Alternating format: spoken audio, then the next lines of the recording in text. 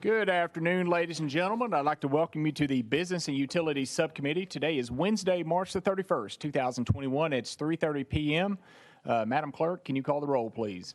Representatives Alexander, Calfee, Hazelwood, Hodges, Holsclaw, Johnson, Manis, Thompson, Vaughn, Zachary, Chairman Boyd. Here. Mr. Chairman, you have a quorum.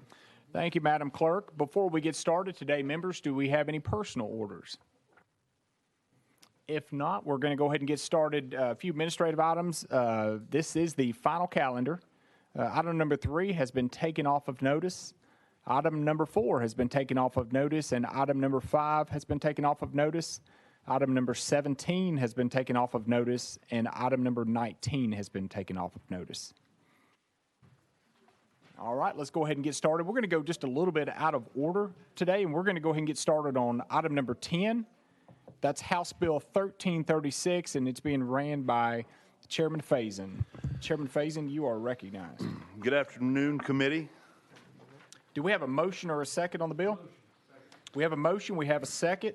And Chairman Faison, looks like you have an amendment. What drafting code are you showing? The drafting code is 3903, and it does write the bill. Okay, that's what I'm showing as well. So Chairman Faison, you are recognized on the amendment. Do we have a motion or a second on the amendment? We have a motion and a second. We're on it. Go ahead, Chairman Faison, you're recognized. Thank you, committee.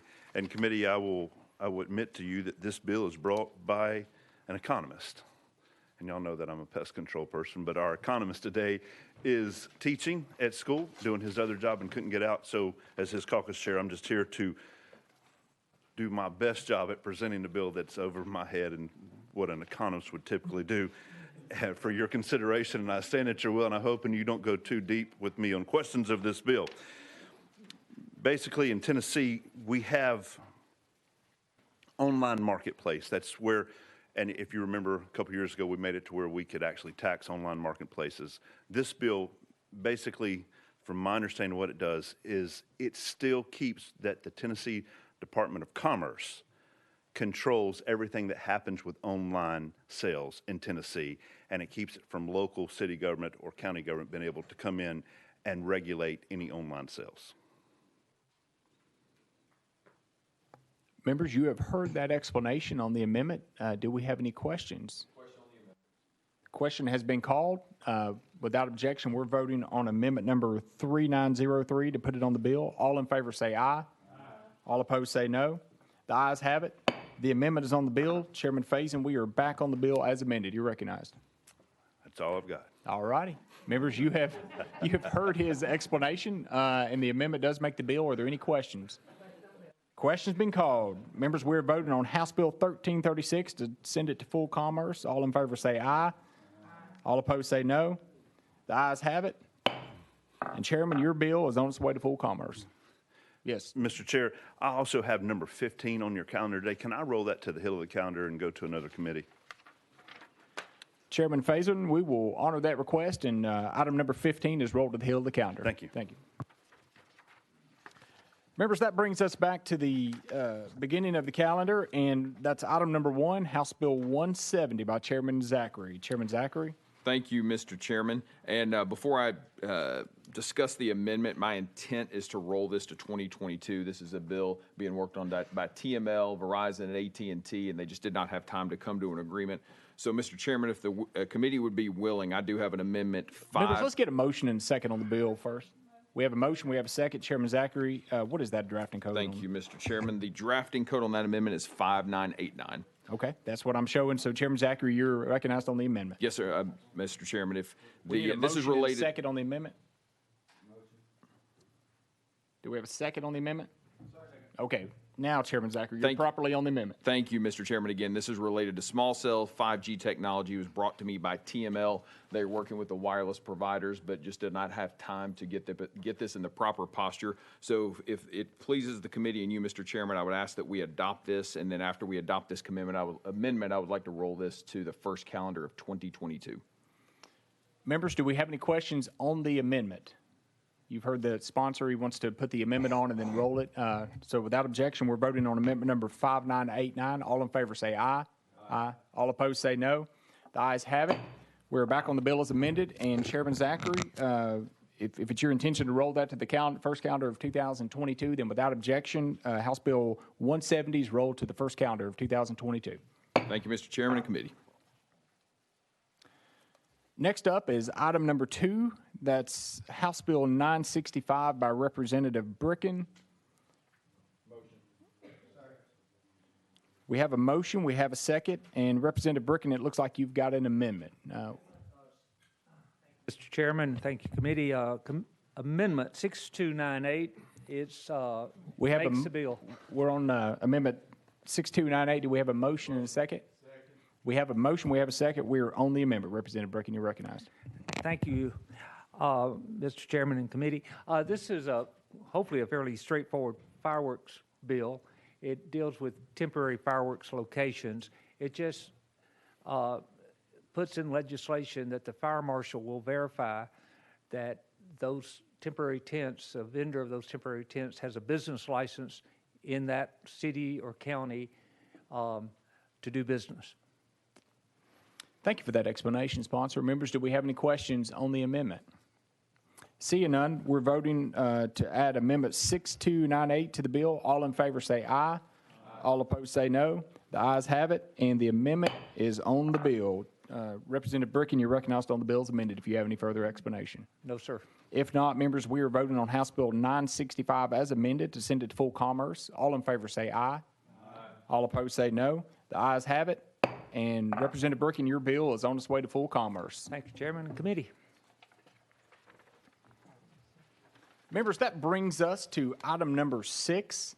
That's House Bill 949 by Chairman Littleton.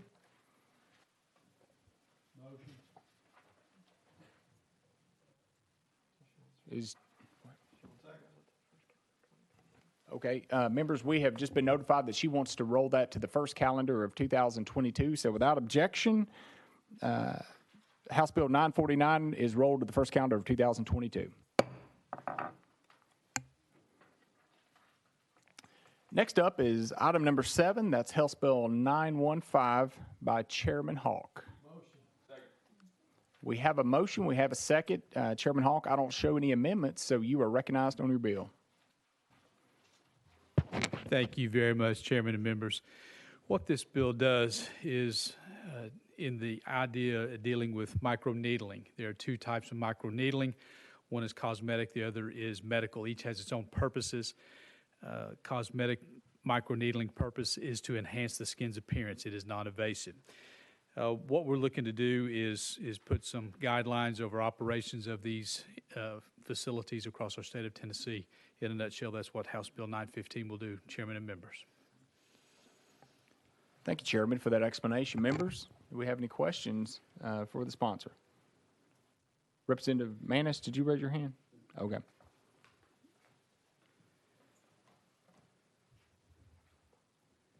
Representative Thompson, did you have a question? No. Okay, we're seeing something down there in the reflection. Yeah. Chairman, I apologize. I threw some spray on both Okay. of them and made them start scratching is what it was. So I apologize. Yeah. Members, do we have any question for the sponsor?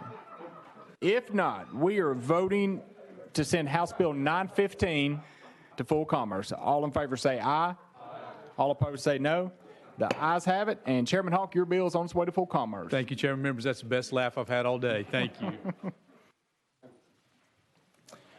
Next up is item number 8, and that's House Bill 1541 by Representative Weaver. I understand she was going to roll that to the first calendar of next year, but she did want to speak for just a second. But I will roll her to the hill to give her that courtesy, and we'll keep moving down the calendar. And so next up is item number 9. That's House Bill 794 by Representative Lynn. And we will roll that to the hill and keep on moving. And next up is item number 11. That's House Bill 204 by Leader Camper. We have a motion, we have a second, and Leader Camper, you are recognized on your bill. Thank you, Mr. Chairman, members. Glasses. Appreciate the opportunity to be here to present House Bill 204. Mr. Chairman and members, we've been working with the Chamber and the Department of Safety to address the concerns that they had with this bill. But in doing so, we ended up with an amendment that I was not able to timely file. But I would like the committee to consider moving this bill out to full committee and allowing me to adopt it there. I talked to both chairmen, so I'm at your pleasure to assist me with that. This bill, Mr. Chairman and members, is it's not seeking to create a protected class, but it is seeking to amend the definition and definition of race to include historical and historically traits associated with that class, hair texture and protective hairstyles such as braids, locks, and twists. And that's really all it's doing. And a lot of that is reflected in the amendment, so I don't want to get too far off because I haven't adopted the amendment. Leader Kemper, stand by for.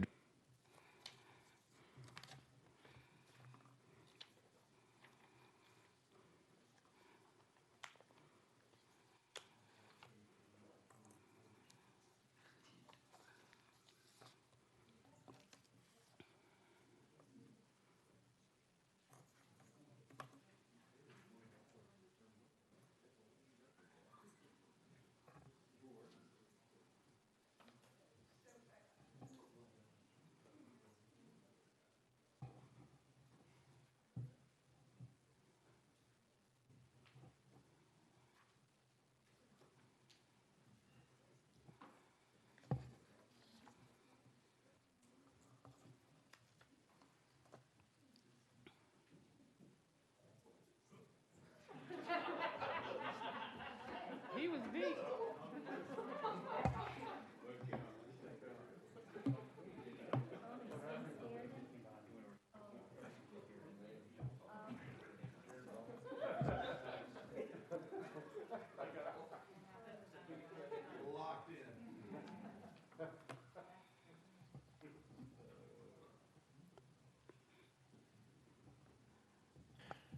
Leader Camper, we will, if you'll explain to us what that amendment's going to do, and we'll Okay. proceed as you had discussed.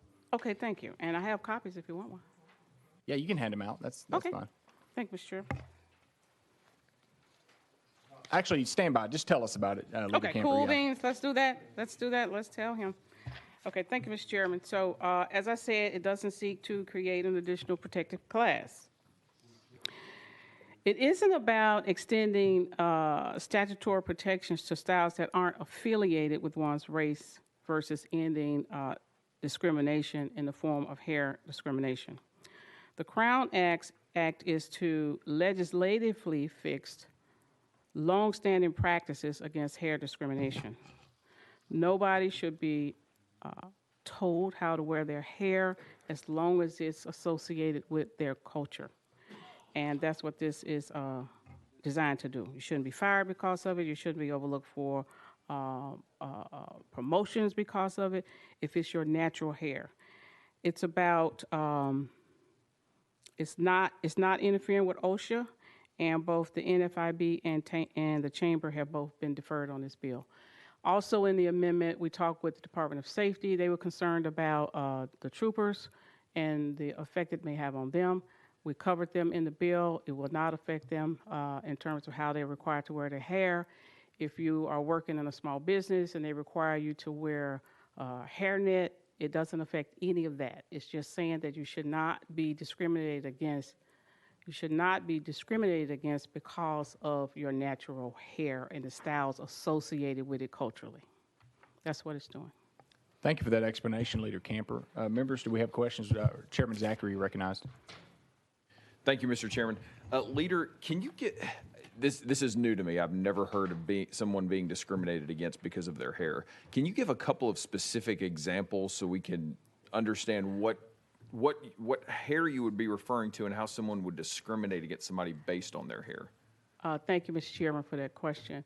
I will give one example that was in the news nationally. You had I believe it was an NCAA wrestler who was very good, expected to go on to probably be in the Olympics, and he had locks in his hair, and was basically told that he could not compete in a particular tournament because of his hair. He either had to shave them off to participate, or he would not be allowed to participate. That was one example. Another example is, sorry, I thought that was on silent. Sorry, Mr. Chairman. Another example closer to home was a situation with a young lady who had dreadlocks. She was a ballerina, still is a ballerina, doing well. And within the world of ballerinas, they're required to wear their hair a certain way, pulled up in a ball, which she did.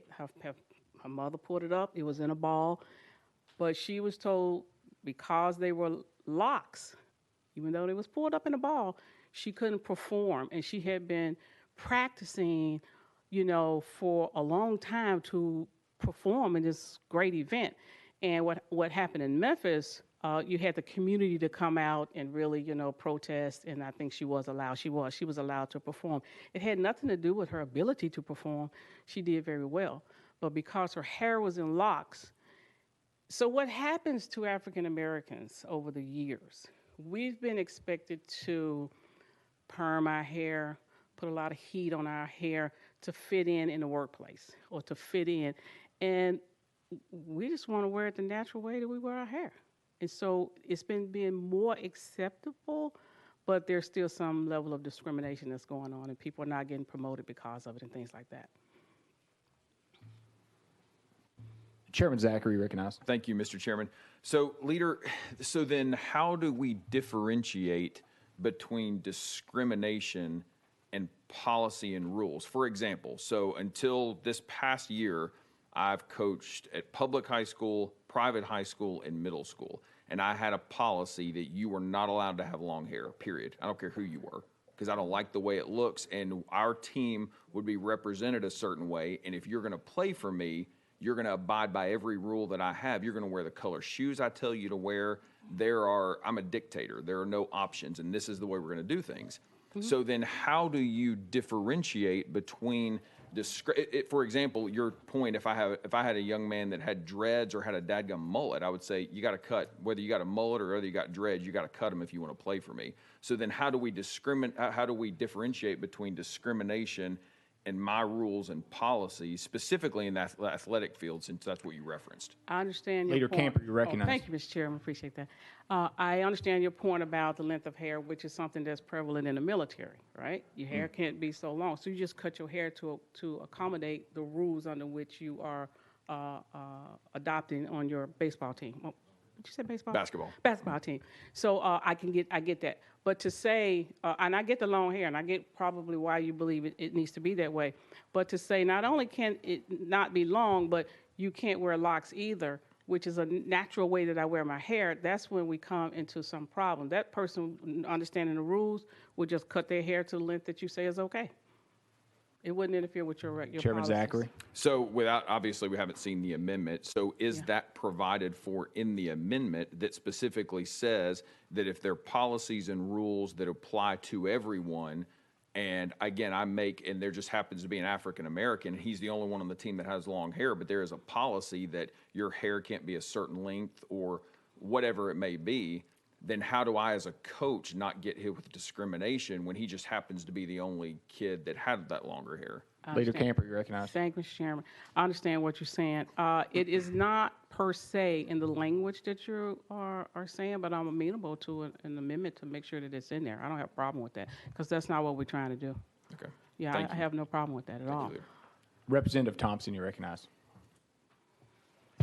Thank you, Mr. Chairman. I appreciate this bill, and I agree with it. I've worked in a human resources capacity where there has been such things in the past, where African American women especially were asked to have their hair straightened and or at least encouraged to,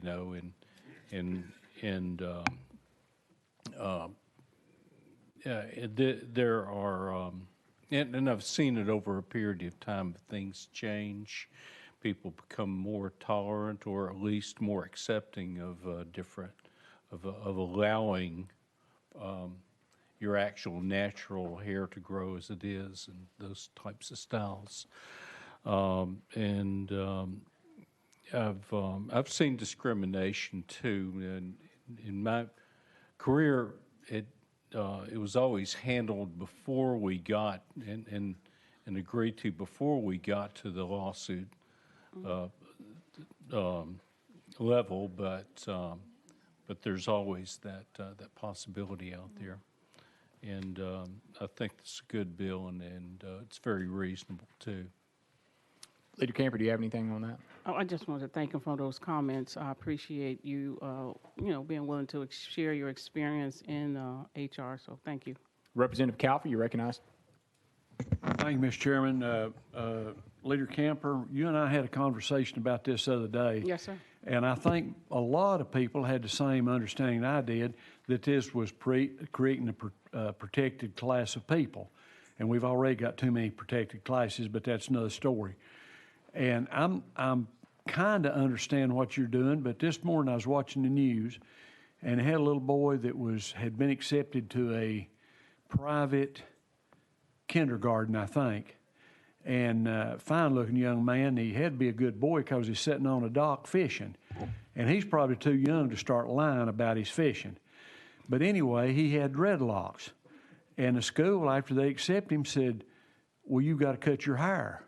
Well, to me, that's their prerogative if they put on everybody, but I've never had dreadlocks because it's hard to get a cowboy hat on over dreadlocks. But I've really got some mixed feelings about this, and I trust you, respect you, you know that. Okay. But I'm still not 100% sure I know what we're doing. You know, and you mentioned hairnets and all that kind of stuff, but I don't know where all we're going with that. And I'm sympathetic to listen to your explanation, but I'm not sure this is really something we need to get into. And thank you. Thank you, Mr. Chairman.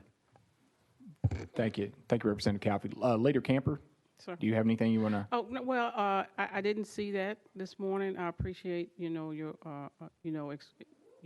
willingness to listen and work through whatever issues may be. I will say that, they'd already accepted him. So in a private school setting, the family is usually already meeting with the schools. There's an application process. It's very extensive. So, but I hope that you can keep an open mind. We can talk about it and maybe, have a level of understanding. And I can address whatever concerns you may have. Thank you, Mr. Chairman. Thank you, Representative. Chairman Vaughn, you recognized. Thank you, Mr. Chairman. And I'm sorry, y'all. I feel like I'm in a glass case of emotion down here. I need a larger wedge to be in. I'll have to say that in all seriousness, I'll have to say that I never understood, even though I was I had close relationships, particularly through my high school years, with a number of African American kids that were my teammates. I never really understood the significance of hair and hair treatment, and hair products, hair everything to the African American community. And this has been a learning experience for me since we've been up here. And I'm trying and it has meant more to folks than as you can tell, I don't spend a lot of time on hair. But I do understand that culturally it does have an impact. So let me see if I can kind of shuck this down to the cob for my own basic understanding. You're saying that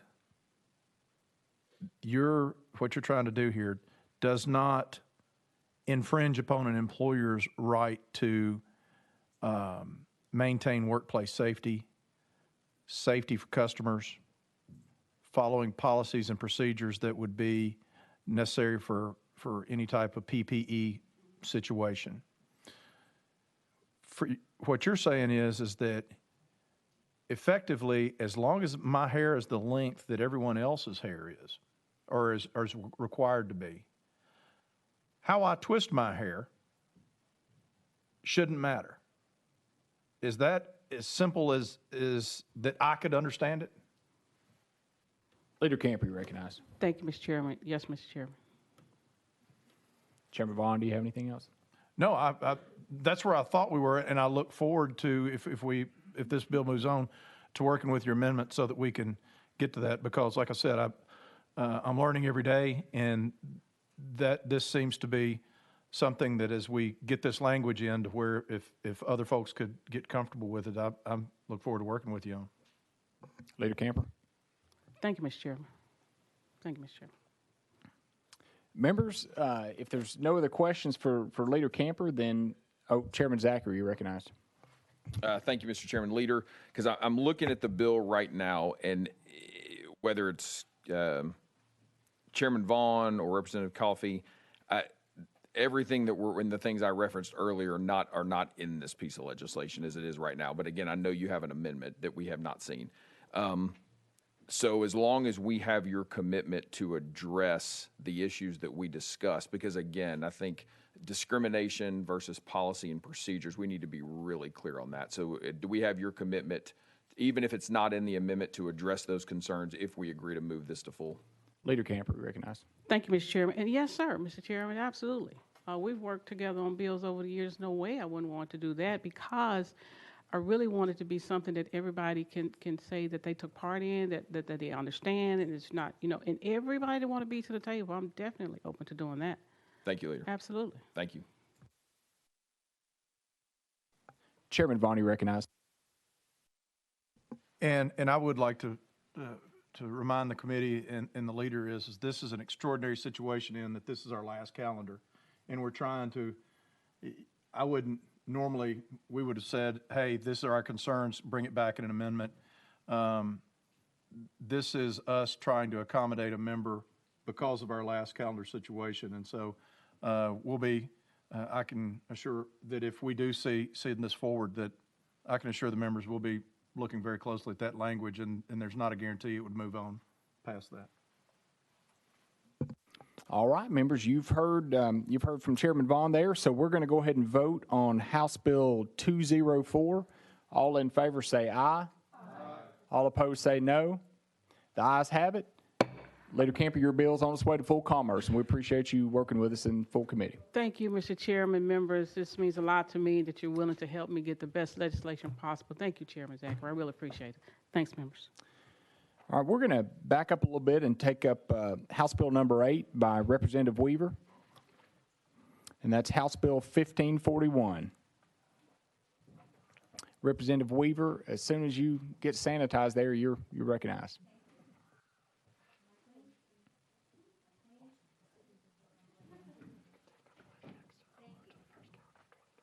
Thank you, Chairman. Thank you, members.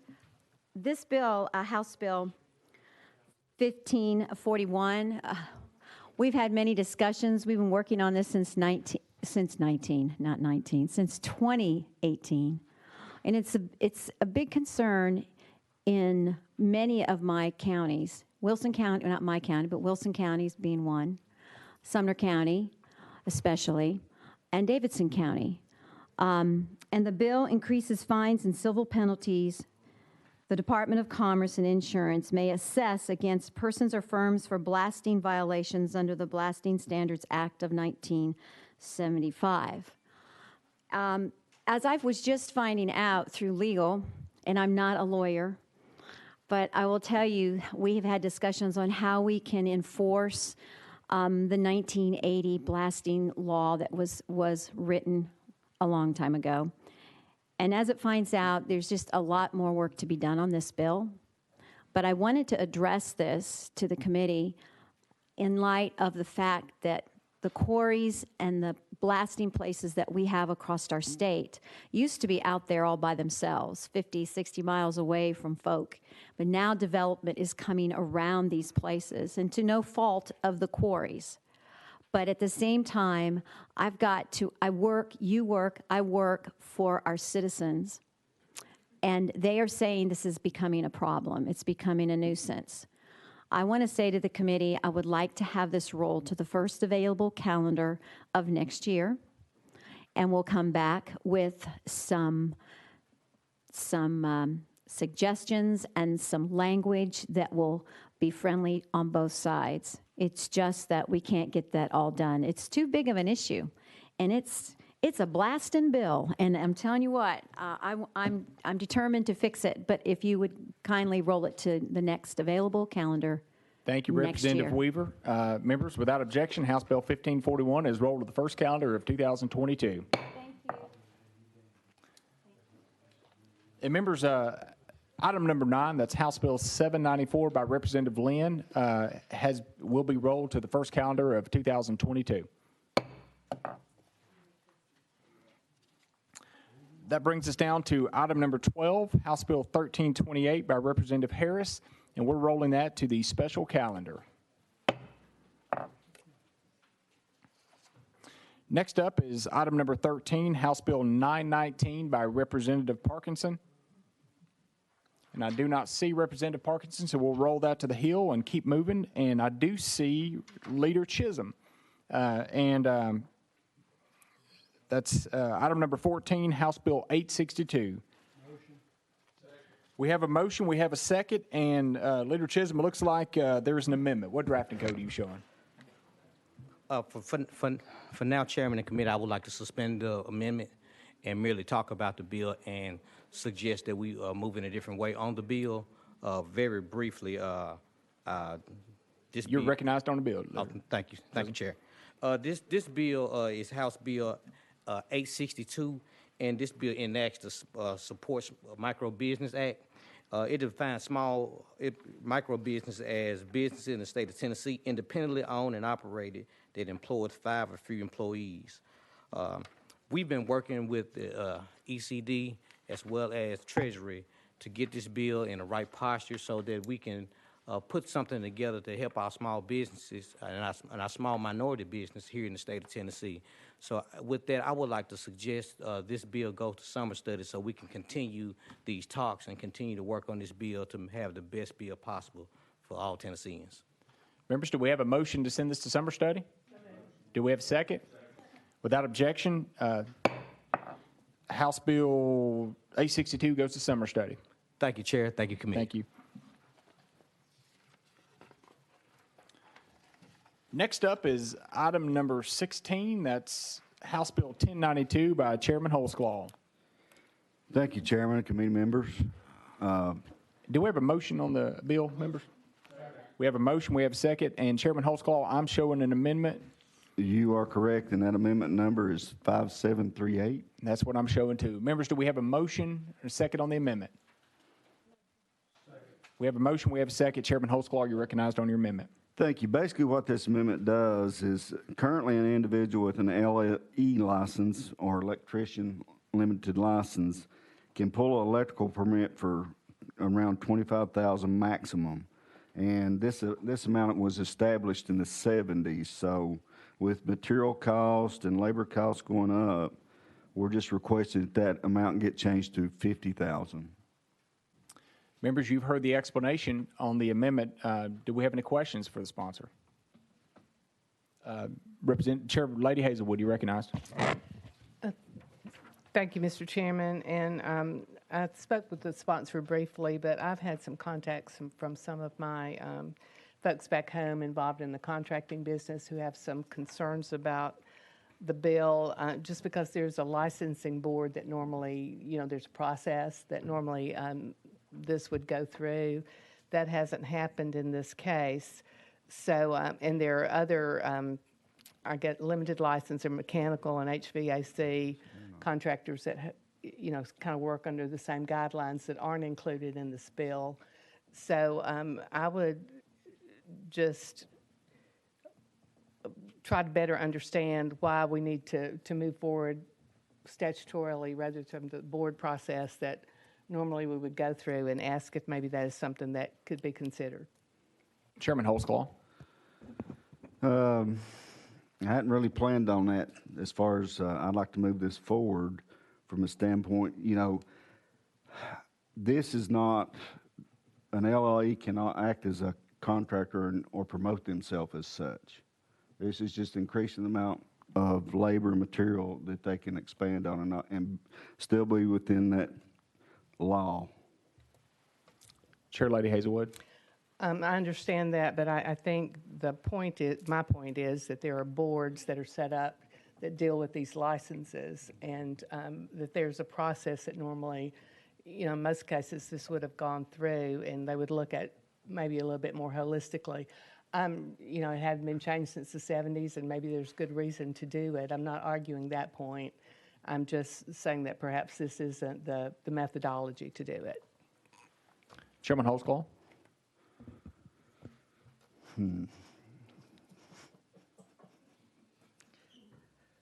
I reckon we want to roll this till next year. Okay. Yes. Members without objection? Nope. Chairman Holsclaw, would you like to adopt that amendment before we do that? That'd be awesome. Okay. Okay, we have a motion, we have a second. We're voting on Amendment 5738. All in favor say aye. Aye. All opposed say no. Ayes have it. The amendment goes on the bill. And Chairman Vaughn, did you want to speak on the bill before we rolled it? Sure. I did. I want to brag on myself, Chairman Boyd. I'd never heard of a limited license for electricians, and I actually, my engineering license would qualify me to be a master electrician. That's something I learned. But That's what scary. happens? But the jurisdictions to where limited liability electrical contractors are allowed to work primarily in areas that are inspected by the state fire marshal. The places that, there's a list of places that they cannot work, and those include, in my neck of the woods, Bartlett, Collierville, and then Memphis and Shelby County. Also, there's a number of the bigger cities. So these are basically rural-based electricians that are doing primarily, they do mobile home wiring, they do residential wiring, but it's someone, and this cap of $50,000 is basically what differentiates between projects that have to have a full commercial license or full electrician's license and this limited. So the limited means they're limited in this scope. With Chair Lady Hazelwood, I agree that when you consider doubling it, that's an order of magnitude jump, but at the same time, it's an area that it's pretty narrow application is the one thing that I would offer in this. Okay. Thank you, Chairman Vaughn. Members, the sponsor is asked to roll this to the first calendar of 2022. So without objection, House Bill 1092 goes to the first calendar of 2022. That brings us to item number 18. That's House Bill 732 by Representative Alexander. Representative Alexander, you're recognized. Thank you, Chairman.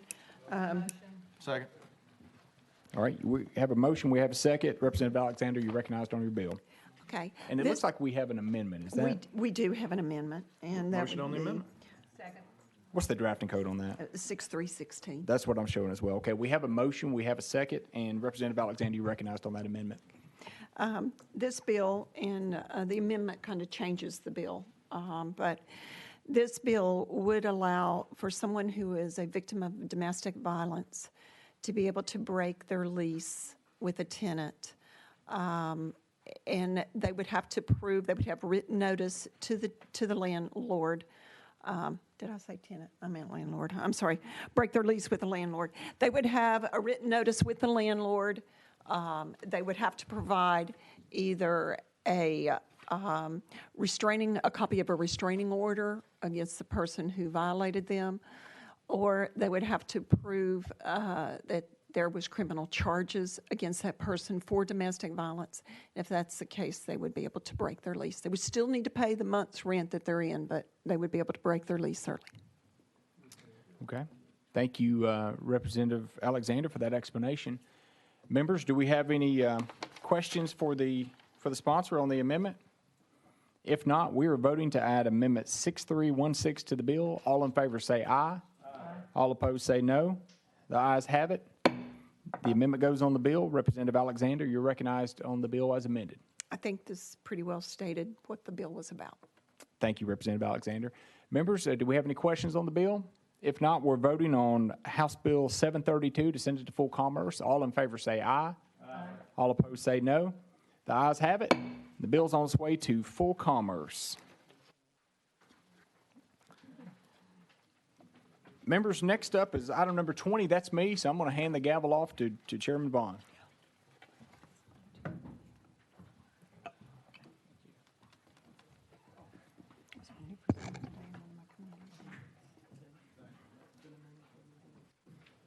Yes.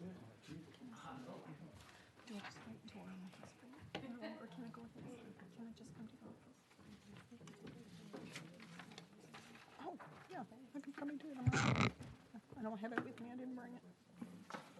All right, everyone, we are now on our calendar is House Bill 749 by Chairman Boyd. Thank you, Mr. Chairman. Do we have a motion or a second? Second. Motion. Sorry. Thank you, members. I think I heard one of each. All right, we're looking at an amendment here as well, Chairman Boyd, 6319. That's what I'm showing as well, Chairman. All righty then, sir. We'll deal with your amendment first, considering it rewrites the bill. Thank you, Mr. Chairman. And the amendment does rewrite the bill. And folks, the House Bill 749 is a bill brought by the Safe Building Practices Coalition. It's been formed under the umbrella of the Tennessee Chamber of Commerce and Industry. The Safe Building Techniques Coalition is made up of manufacturers, vendors, and the organizations represent the commercial and residential construction industry in Tennessee. And members, this piece of legislation has been a work in progress, and it has evolved quite a bit. And what we started off to do was to make sure that we didn't have local governments, in some cases, small boards and sometimes individuals and cities just essentially picking winners and losers in the construction industry and just outright banning certain building materials. So what this bill seeks to do is it creates transparency and accountability by requiring local governments through their elected officials, not bureaucrats or commissions, to consider this as a separate agenda item. So essentially, this does not impact a local government's authority over zoning or planning or anything like this. This leaves full discretion to local government, and I think that's what makes it a really good compromise and a good piece of legislation, is it allows the local governments to continue to govern as they see fit. The only thing this bill really seeks to do is if you adopt any sort of codes that require specific building materials, you just simply have to run it through the city council, the local legislative body. And it just requires a simple majority, does not require a 2/3, just a simple majority. You do have to take it through two separate meetings, but there's no requirement for them to be 2 weeks apart or anything. This is, we've really got this down to where this should be fairly easy for the local governments to adopt these codes. And Mr. Chairman, I'll take any questions. Thank you, sir. Do we have any questions for Chairman Boyd? Seeing none, but I'll have to say I have difficulties. I do see Speaker Johnson. Thank you, Mr. Chairman. I was approached by some concerned parties about the amendment, and I'm sure that the chairman would agree to get with the concerned parties between now and the full committee. Thank you, sir. Again, given the fact that we're operating on this being our last committee, I think that we can make sure that everybody's operating under that pretense. And I can tell you that we've seen a lot of work on this and a lot of continued work. Initially, I had a lot of concerns myself, but after having reviewed it, the final form, I'm very comfortable with it. But we'll make sure Bill sponsor gets to it, and we'll have a full report on that at full committee. Any other questions? I do have a statement. This is the last time I'm getting down here in this plastic box. But although, wait, we need a motion on the amendment. We have not. We have a motion. Second. Now we're in proper posture. We got those just in time. All those in favor of amendment number 1 being placed on there, please signify by saying aye. Aye. Any opposed? Hearing none. It's on the bill. Now on the bill. Any questions? Seeing none. All those in favor, please signify by saying aye. Aye. Opposed? No. You're moving to full committee, Chairman. Thank you, Mr. Chairman.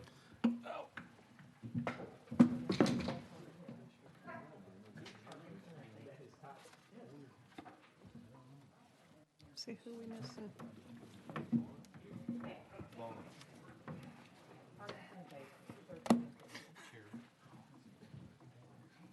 Do we need to text Jeremy and tell him we're on the hill?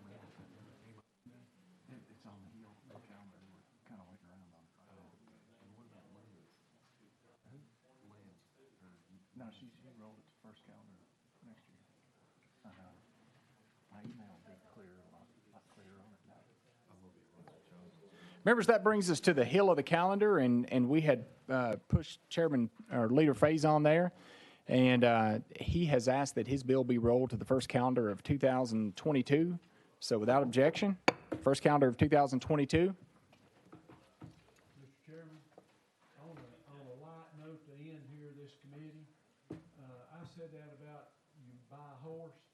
I was working on a pipeline in South Dakota several years ago, and a guy from Oklahoma came up to me, said, "You ever go to that horse sale down in Cookville?" I said, "No." He said, "I was down there," and said a guy threw his hand up and bought a horse. And this is a true story. And he said, I didn't buy a horse. And the auctioneer said, "You threw your hand up." He said, "I was waiting for my buddies coming in the door."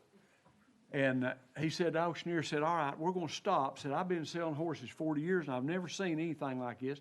I want everybody to just stand up and wave at everybody so we can get on with the auction." I said, "That guy kind of short and had long shoulder-length white hair and a white beard." He said, "Yeah." I said, "Graduated from high school with him."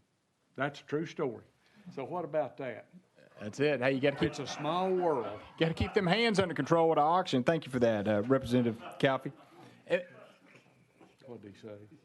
Item number. That's a true story. Members, item number 13 by Representative Parkinson has been taken off of notice, and so. He was waving at. They said that auctioneer got mad.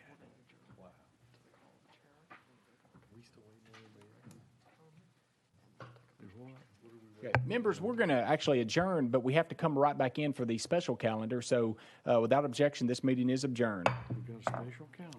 Members, I'd like to call this meeting of the Business and Utilities Subcommittee, the special calendar. We'd like to call this meeting to order. Okay.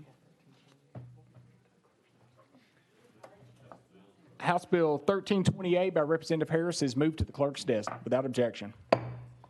Members, this draws our subcommittee to a close for good this time. And so, members, I just want to tell you real quick, it has been an honor to chair this subcommittee, and I've thoroughly enjoyed working with you guys. I want to thank a few people real quick. And Chairman Vaughn, I have had a blast working under you this year and look forward to getting back at it next year. I'd like to thank Eric Mayo from the governor's office for being the liaison there. Enjoyed working with you. Michaela Puckett from the clerk's office, thank you. Jamie Shanks, our legislative attorney. Thank you, Jamie, for everything that you have done. Ben Voitis, our research analyst. And Sarah Noel, my legislative assistant. I could not. She was out yesterday, and I didn't know what I was doing. So thank you, Sarah Noel. That's it. And ladies and gentlemen, like I said, it's been an honor, and this committee is closed subject to the recall of the chair. Recall of the chair. Thank you, Chairman Boyd. All right. Good job, Chairman.